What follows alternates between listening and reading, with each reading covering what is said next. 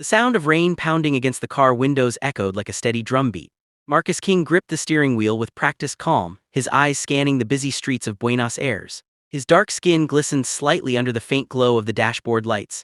Tonight was just another night on the job, another ride through the wealthy districts where people like him were noticed only when something went wrong. But Marcus wasn't just a driver, at least not in the way the rich saw it. He was a man with quiet dignity, broad shoulders hardened by years of struggle, and a gaze that spoke of battles fought silently. Born and raised in Detroit, he had crossed oceans looking for a better life. Driving for the Valdez family wasn't glamorous, but it paid the bills. And for Marcus, survival came before pride.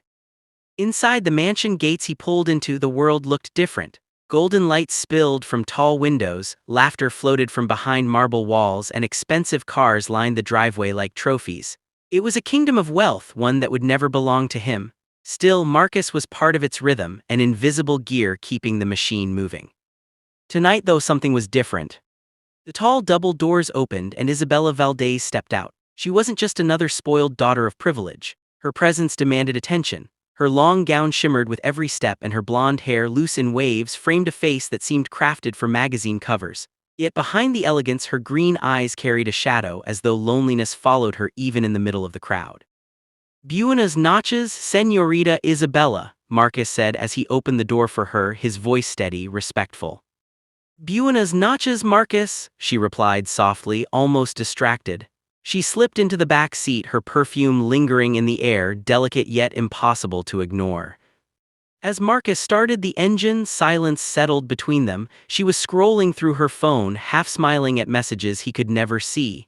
Marcus kept his eyes on the road, but he was aware of her every movement. It wasn't attraction, not yet, it was something else: curiosity.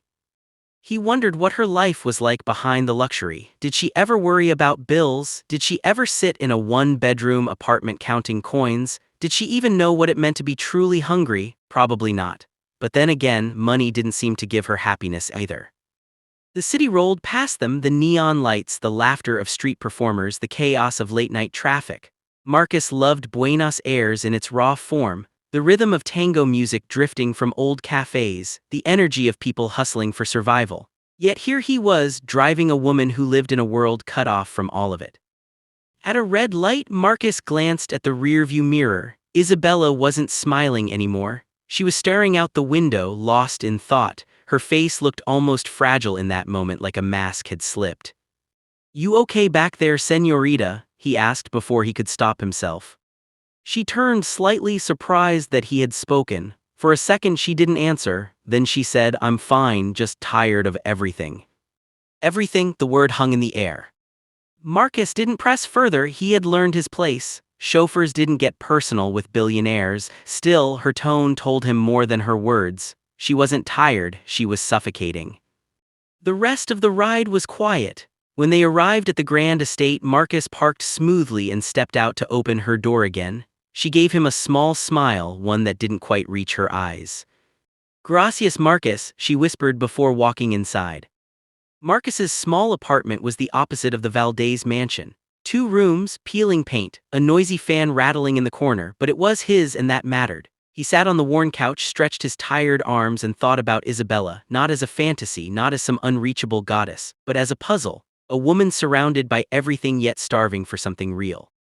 For Marcus, life had never been about dreams, it had been about survival. Growing up in Detroit's harsh neighborhoods, he had learned early that the world owed him nothing. His father had worked double shifts at a factory until the plant shut down.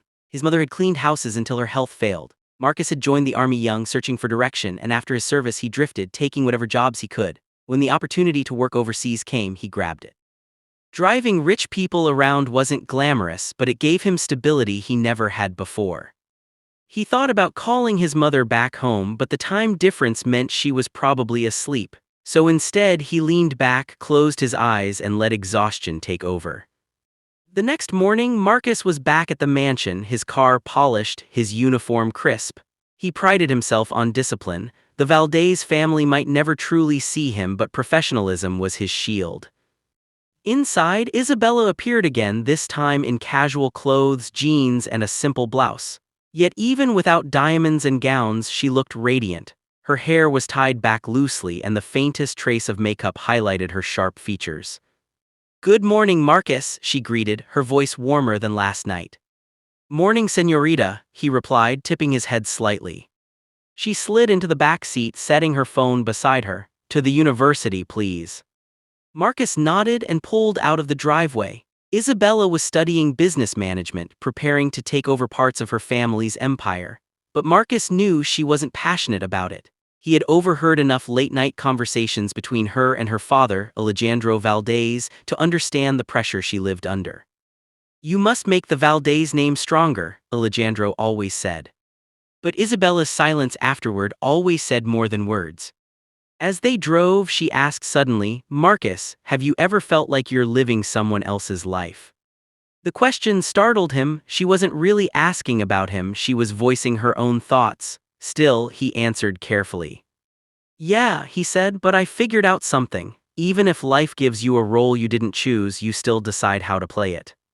Her eyes flicked up in the mirror, studying him as if seeing him differently for the first time. Then, slowly, she smiled. "That's wise." Marcus shrugged, "Just experience."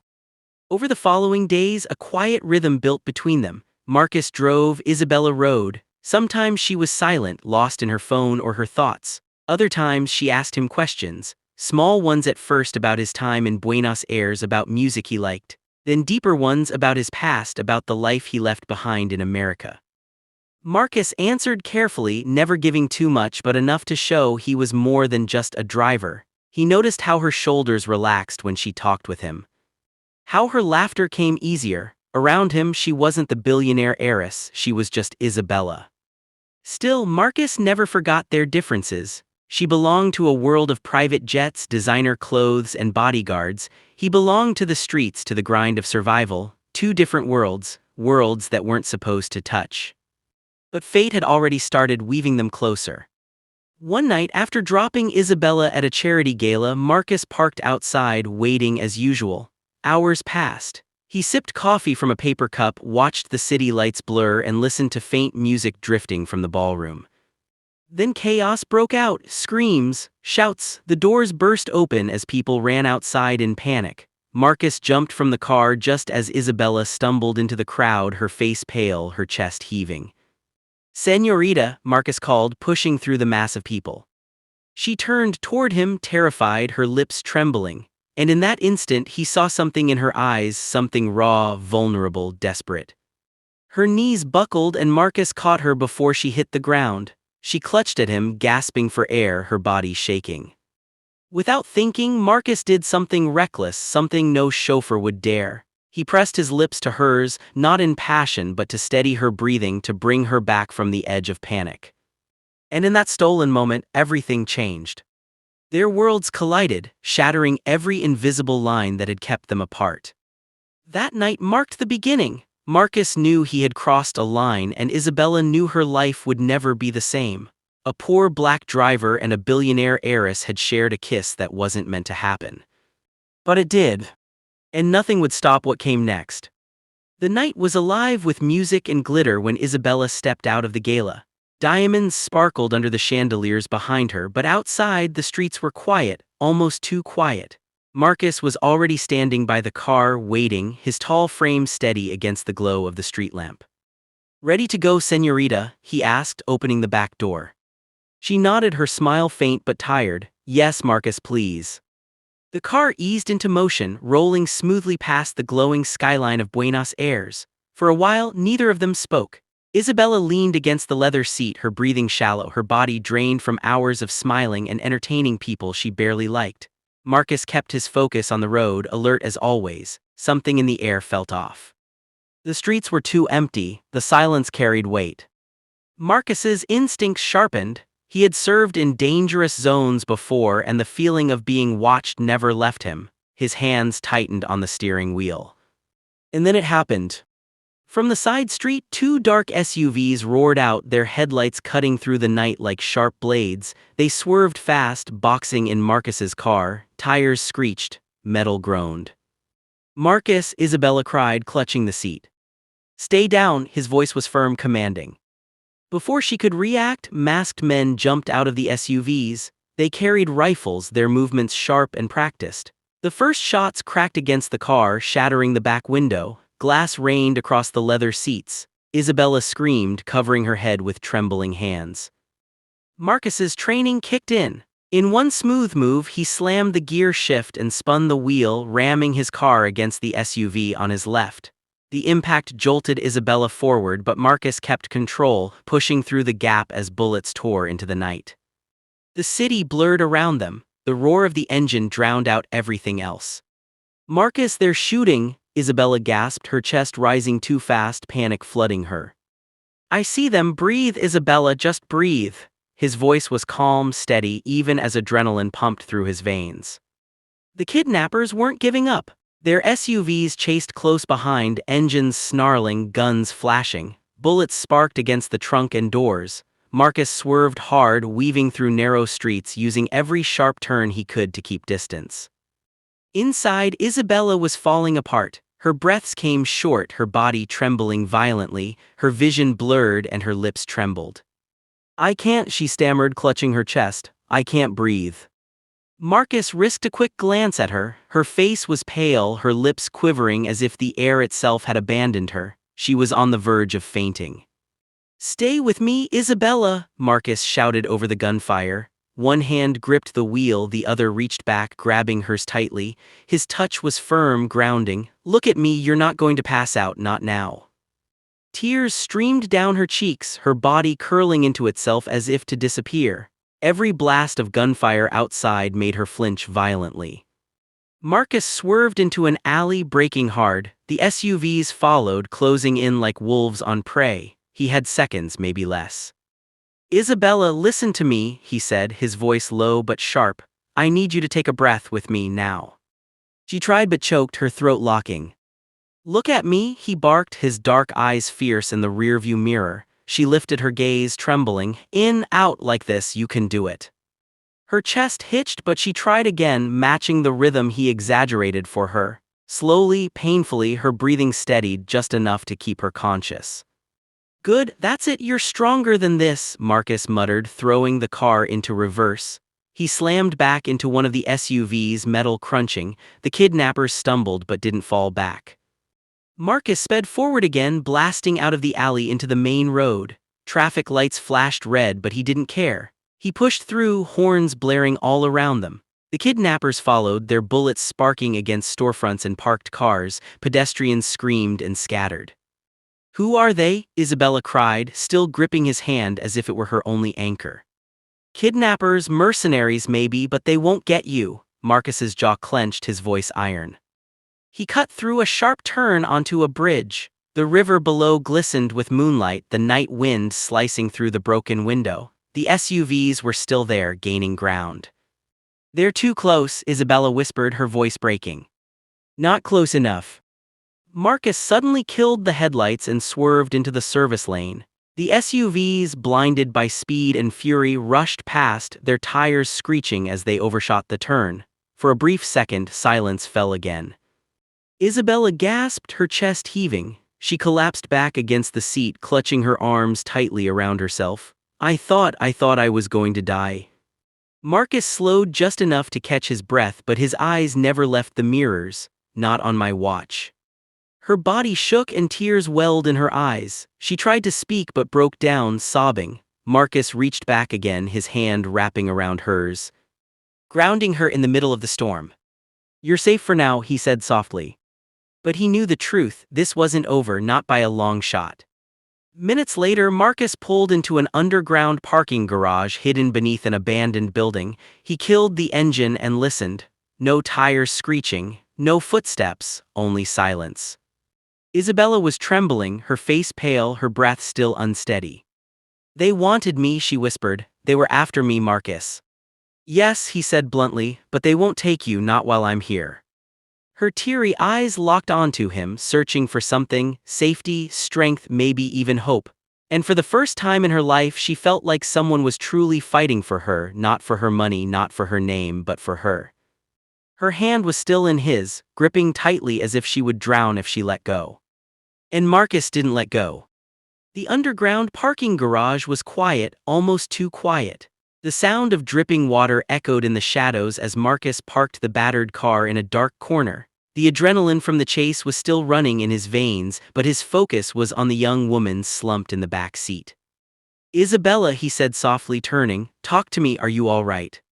She didn't answer, her head lolled slightly to the side, her lips pale, her chest struggling to rise. Her breaths came in short, weak gasps as if each one might be her last. Damn it, Marcus's gut clenched.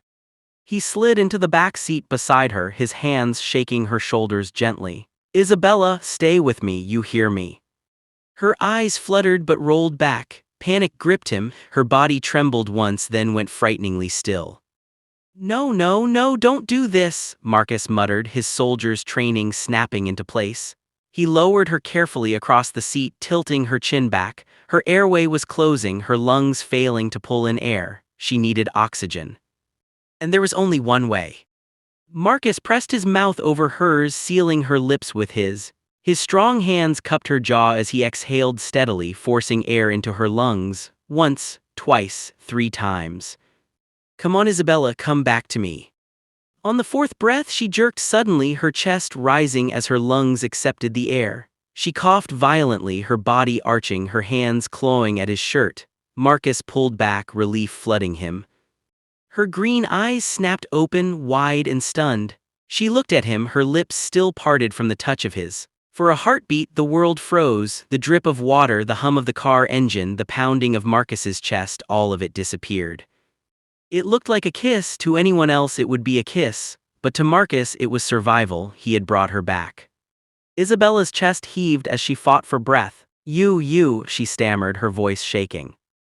"I saved your life," Marcus said firmly, cutting her off before her thoughts wandered elsewhere. He pulled back, giving her space, though his heart was still racing. Her hand trembled as it touched her lips, disbelief written across her face. Silence stretched between them, thick and unspoken. Finally, Isabella whispered, "Thank you." Marcus nodded once, his face unreadable. "Don't thank me yet, we're not safe here." By the time Marcus managed to get Isabella back to the Valdez mansion, dawn was breaking. The once quiet estate buzzed with guards, staff, and the panicked voices of family members who had heard of the attack. As soon as the car screeched into the driveway, the front doors burst open. Don Alejandro Valdez stormed down the marble steps, his presence commanding as always. Tall, silver-haired, and dressed in a robe of fine silk, he looked every bit the billionaire patriarch, a man who owned not just businesses but people. "My daughter," Alejandro cried, rushing to Isabella as Marcus helped her out of the car. "Mi niña, what happened?" Isabella clung to Marcus's arm for balance, her body still weak. "Kidnappers," she whispered. "They wanted me." Alejandro's eyes blazed with fury as they darted from his daughter to Marcus. "And you," his finger stabbed toward Marcus like a dagger. "How could this happen under your watch? I trusted you with her life." Marcus stood tall, refusing to flinch. "They ambushed us, sir, professional men armed. I got her out alive." But Alejandro wasn't listening. His gaze sharpened, catching the way Isabella's hand still lingered on Marcus's sleeve, the faint flush on her cheeks, the unspoken tension in the air. His jaw tightened. "Alive," Alejandro spat, "or compromised?" His voice lowered, deadly cold. "I heard what happened in that car. You dared to put your mouth on my daughter." The words cut like steel. Isabella's face went red, her lips parting in shock. "Father, no," she burst out, "it wasn't like that." "I will not hear excuses," Alejandro roared, his voice echoing across the courtyard. Servants froze in place, guards exchanged nervous glances. My chauffeur touching the Valdez bloodline, it's unforgivable. You're fired, King, get off my property before I have you thrown out." The words were final, absolute. Marcus's jaw tightened, but he didn't bow his head. He had faced generals who barked orders louder than Alejandro, and he wasn't about to be humiliated. Still, the sting of dismissal hit deep. After all he'd risked, after saving Isabella's life, he was being discarded like trash. But before he could speak, Isabella stepped forward. "No." The single word silenced the entire courtyard. Everyone turned, stunned, as the heiress of the Valdez Empire stood tall, her voice steady despite her trembling hands. "No, father, Marcus saved my life. You weren't there, you didn't see me." Her voice cracked, but she pressed on. I couldn't breathe, I was dying, and Marcus gave me air, he pulled me back. If it looked like a kiss, it's because it had to. If not for him, I wouldn't be standing here. Alejandro's face darkened. Isabella. She cut him off, something she had never dared to do before. Do not punish him for being the reason your daughter is alive. Gasps rippled through the staff. Marcus's heart thudded. He had expected Isabella to stay silent, to let her father's wrath consume him, but instead she stood in front of him, shielded him with her words, with her reputation. Alejandro's hand trembled at his side, torn between fury and shock. His daughter had never spoken against him, not like this. Finally, after a long silence, Alejandro hissed, "Inside, now." Isabella lifted her chin. "Not until you say Marcus keeps his position." The old man's eyes narrowed, cold fire burning in them. He stared at her, then at Marcus, then back again. At last, with a disgusted wave of his hand, he spat, "Fine, he stays for now, but know this, he is nothing, he will always be nothing." He turned on his heel and stormed back into the mansion, leaving the air heavy with tension. The courtyard emptied slowly. Guards and servants dispersed, whispering to each other, stealing glances at Marcus, some with pity, others with suspicion. But Isabella remained. She stood beside Marcus, her chest rising and falling as though she had fought her own battle. "You shouldn't have defended me like that," Marcus said finally, his voice low. Her eyes met his, unwavering. "And let him destroy the man who saved my life, never." Marcus held her gaze, unsure what to say. Gratitude, respect, warning, none seemed enough. All he knew was that something had shifted. Isabella wasn't just the heiress he drove around anymore. She was a woman who had chosen to stand against her father's wrath for him. It left Marcus unsettled, not because of fear, but because a door had opened, one that neither of them could close again. Later that night, as Marcus sat alone in his small apartment, the memory of her lips against his still haunted him. He knew it wasn't a kiss, not truly, it was survival, a desperate act. But deep down, he couldn't shake the way she had looked at him afterward, the shock, the vulnerability, the flicker of something else, something dangerous.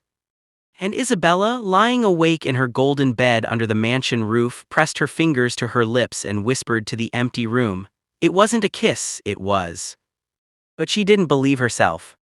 The days after the kidnapping attempt passed in a strange haze. Guards doubled at the Valdez estate. Security cameras watched every corner. Alejandro barked orders demanding tighter patrols, stronger locks, and faster cars. But none of his precautions touched the one truth Isabella carried inside. It was Alejandro's men who had saved her that night. It wasn't his power, his money, or his influence. It had been Marcus. Whenever she closed her eyes, she saw him, steady behind the wheel, fearless against bullets, his hand gripping hers in the chaos, his breath giving her life when her body betrayed her. So despite her father's thunderous disapproval, Isabella found herself spending more and more time with Marcus. It started with the drives. Before, she would sit quietly in the back seat, scrolling through her phone, avoiding small talk. Now she leaned forward, resting her chin on her folded arms over the seat, studying him. "Tell me something about your life in America," she asked one morning as they cruised through the streets. Marcus glanced at her through the mirror. "Not much to tell, grew up in Detroit's tough neighborhood, learned quick that nothing comes free." Her green eyes lingered on him. "Did you have dreams?" He was silent for a moment, the city lights reflecting in his dark gaze. "Sure, but where I came from, dreams didn't pay rent, surviving was the dream." She thought about that long after the ride ended. Surviving as a dream, it was so far from her gilded life. She had never had to think about rent, about hunger, about survival. Her cage was made of gold, but it was still a cage. The next day she asked again, "And now, do you still dream?" Marcus chuckled, shaking his head. "A quiet life, a small place that's mine, no debts, no one chasing me, that's enough."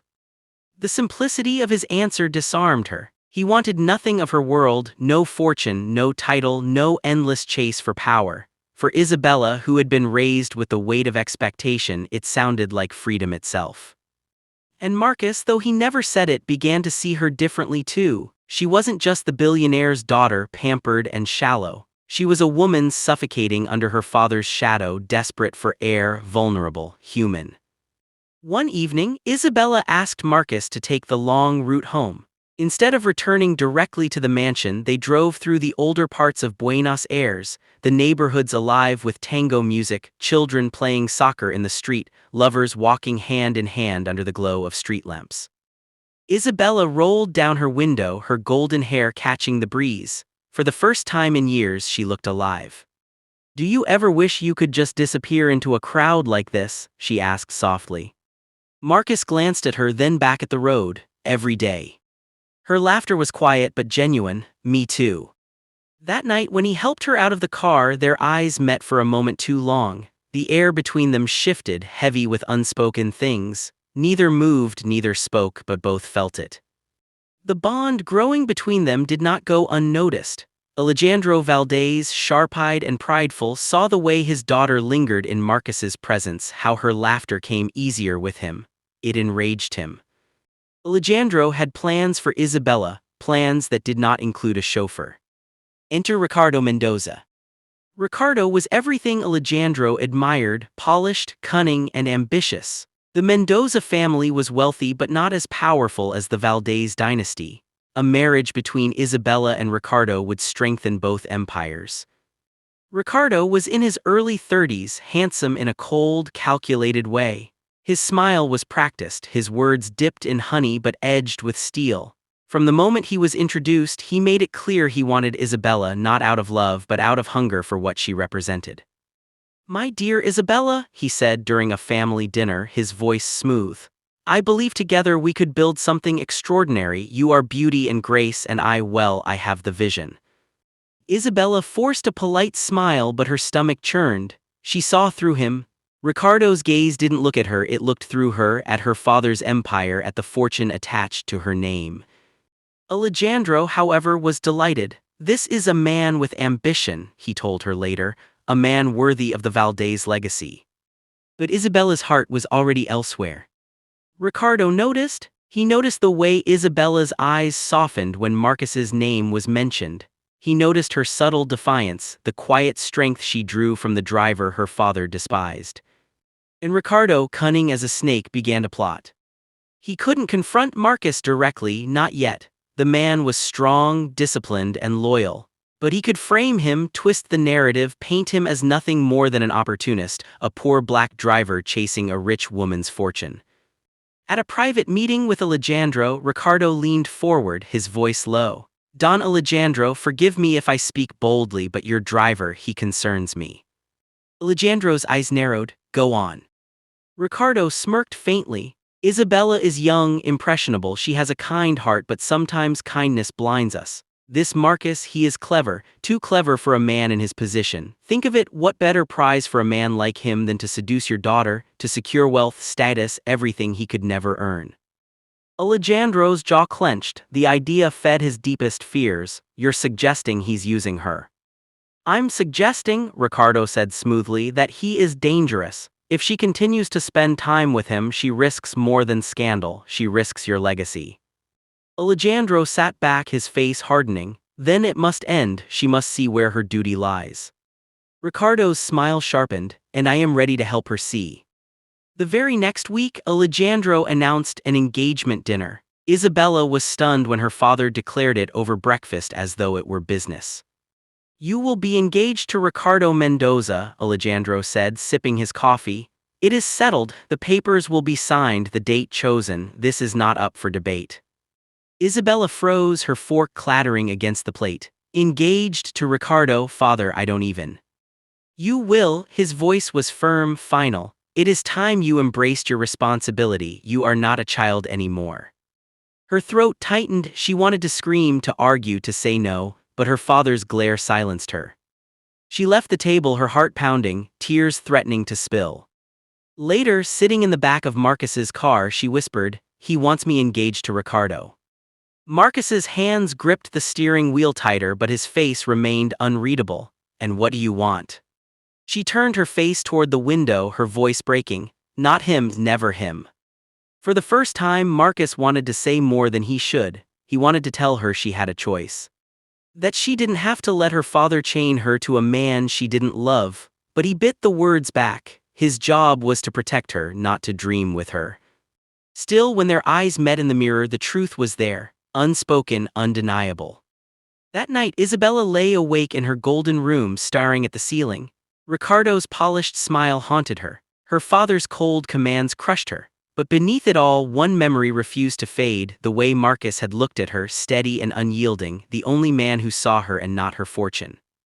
And Marcus, alone in his small apartment, sat with his head in his hands. He had faced war zones, kidnappers, and bullets, but nothing unsettled him like the thought of losing her to a man like Ricardo. Two different worlds, two impossible hearts. At a storm brewing on the horizon. The morning in Buenos Aires carried a false sense of peace. The sky was painted gold by the rising sun, and the Valdez mansion glistened like a fortress untouched by the world's darkness. But beneath its marble walls, a storm was being carefully set in motion.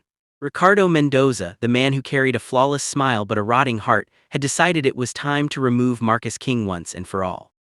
For days, Ricardo had watched Isabella grow closer to the black American driver. He noticed the way her eyes softened when Marcus entered a room, the way she smiled at his blunt honesty, the way she defended him even against her father's anger.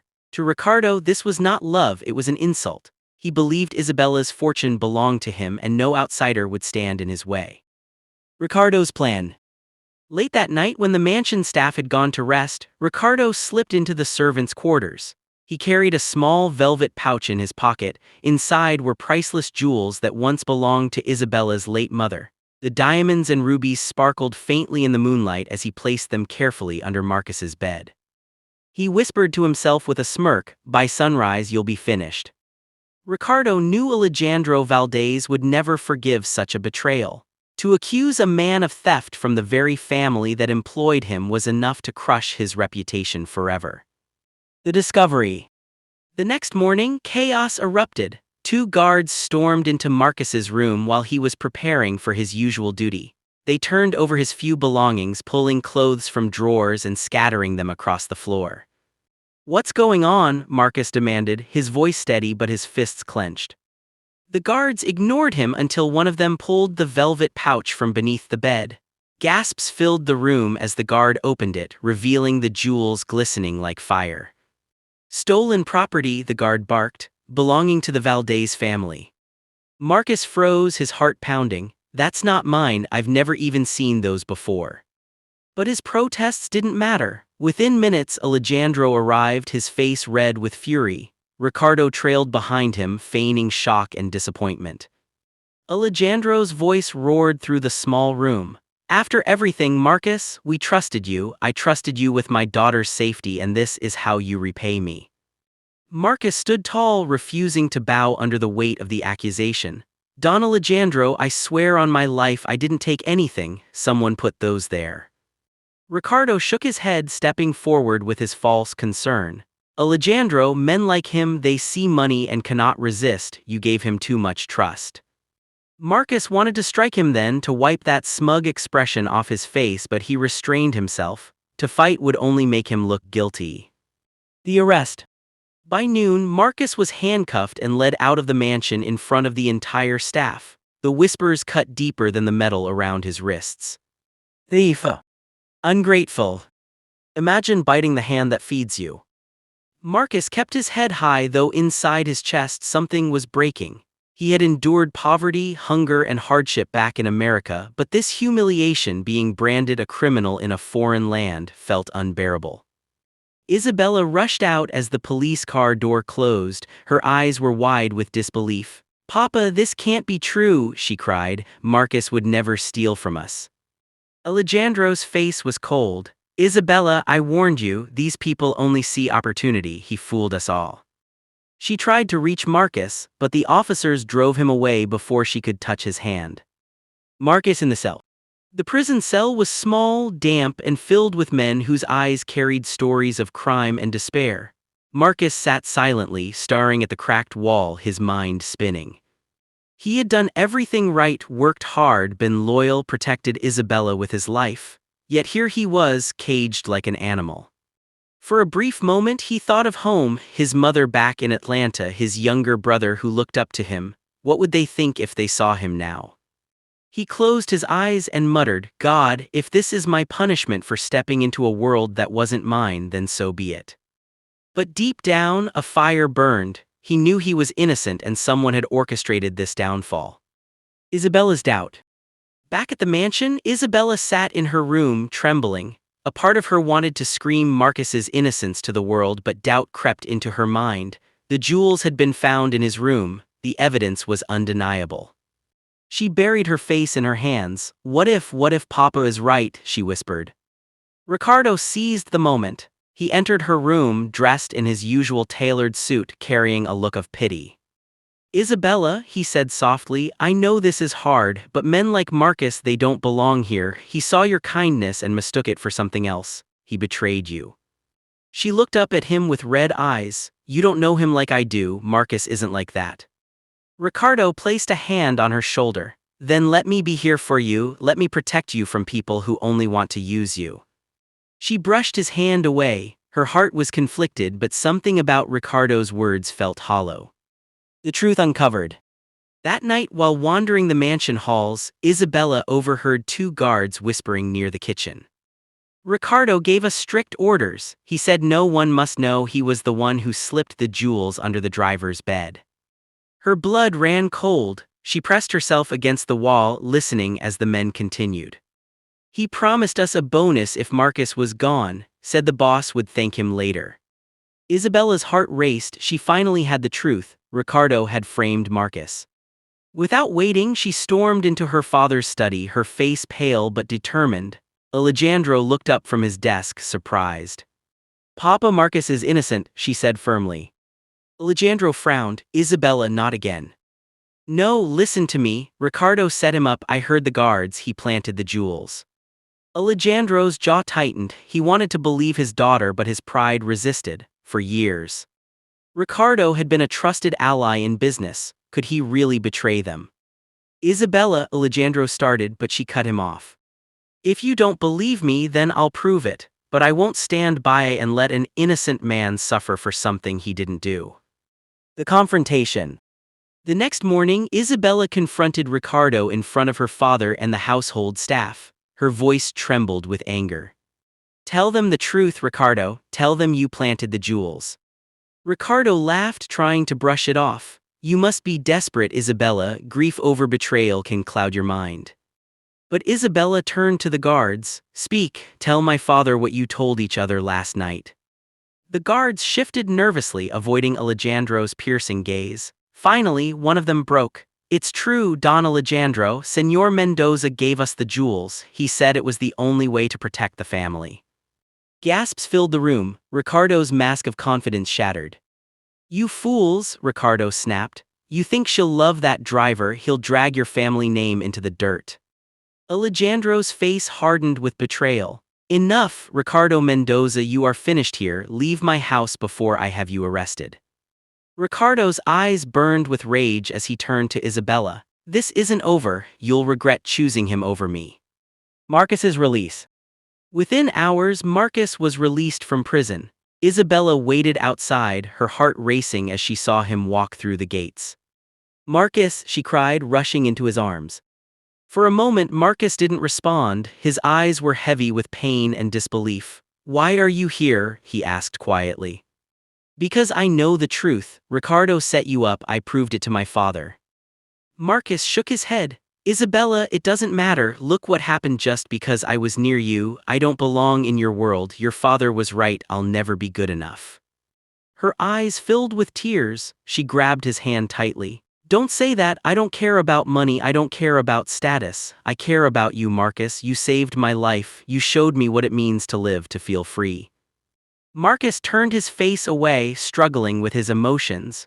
The world around them seemed to fade until it was just the two of them. "Isabella," he whispered, "loving you would be the biggest risk of my life."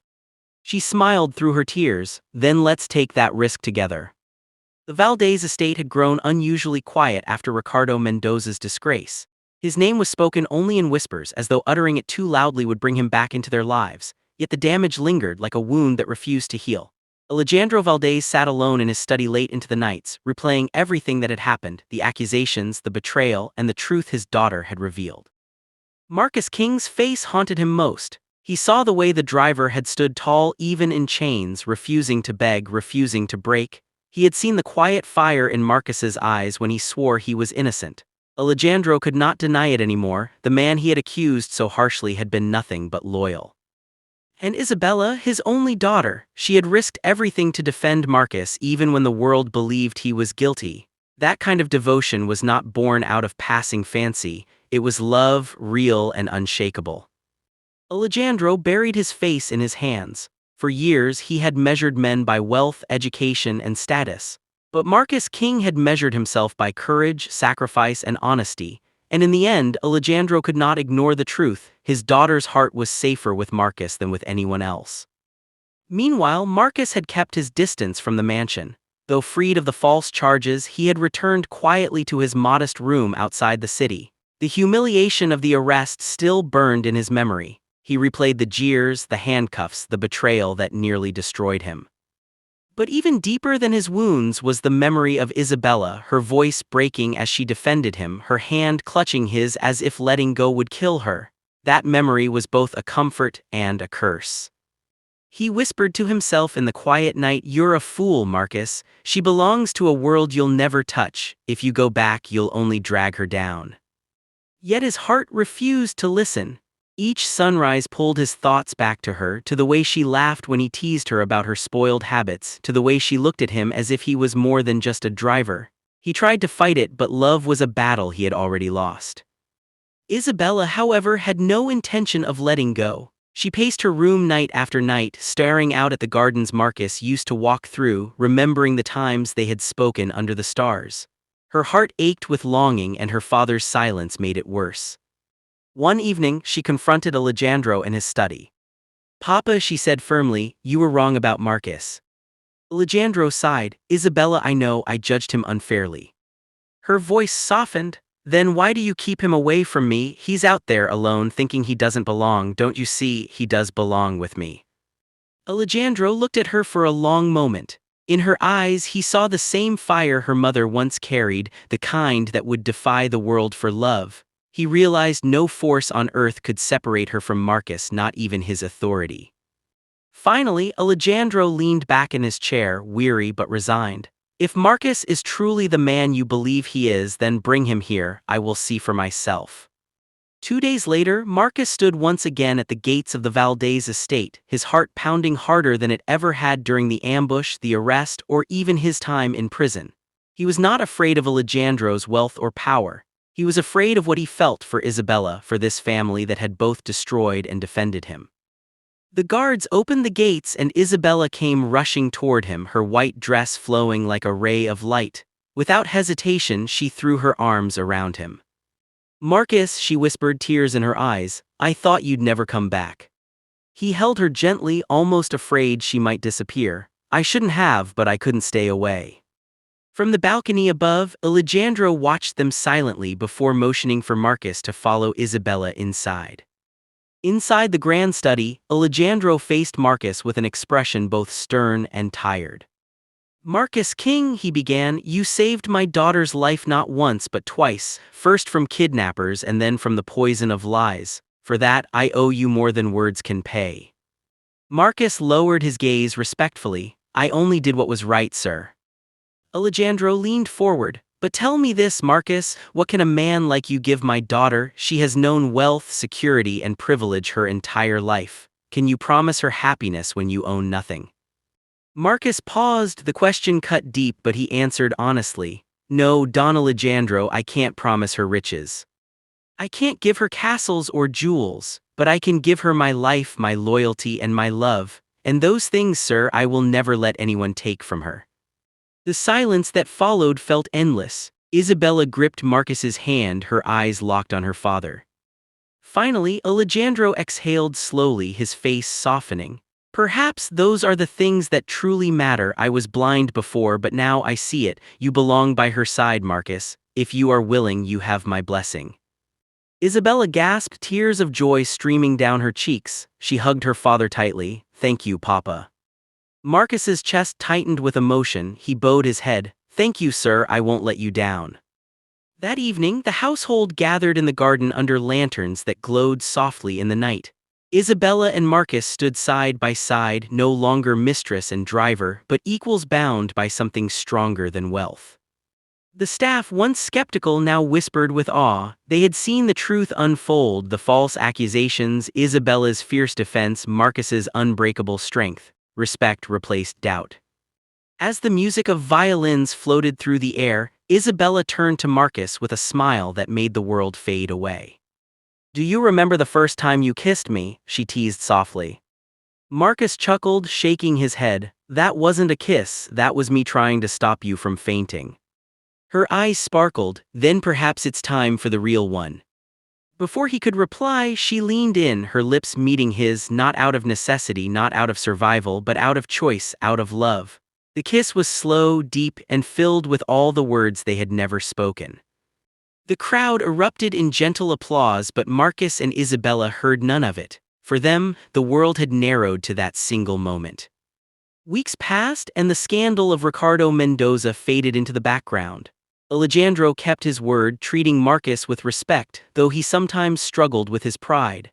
Over time, however, he saw the happiness in Isabella's eyes and the integrity in Marcus's actions, and his heart grew lighter.